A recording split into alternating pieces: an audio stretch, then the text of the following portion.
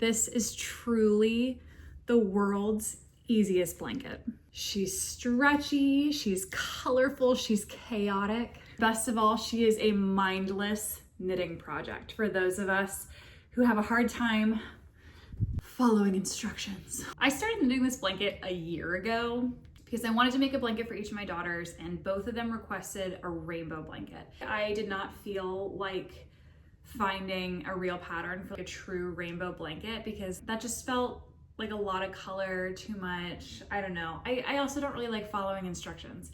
What I did was I bought a bunch of skeins of the Lion brand Woolies Thick and Quick yarn in every color imaginable that they had at the time. I think I bought 8 balls of yarn to start with, which is this side of the blanket over here. I got about, from here to here is how far I got last year when I started knitting this blanket.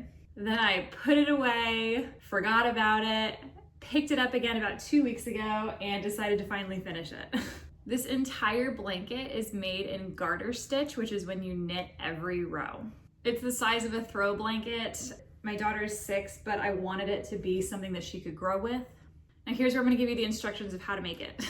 This is perfect for the knitters who like mindless projects while you're watching TV or listening to a podcast. You don't really wanna pay attention to instructions because knitting is your hobby to just let your mind wander and not focus on anything. This colorfully chaotic blanket is 117 stitches across. I used 9mm wooden circular knitting needles, which I will link in the description. I used, let me count them up.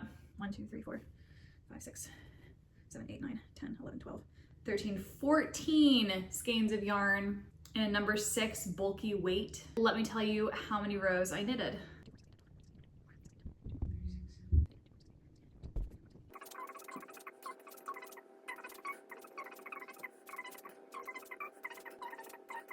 $210 rows.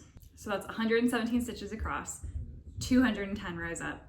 Knit every single row. You cannot beat the ease of garter stitch. It's amazing.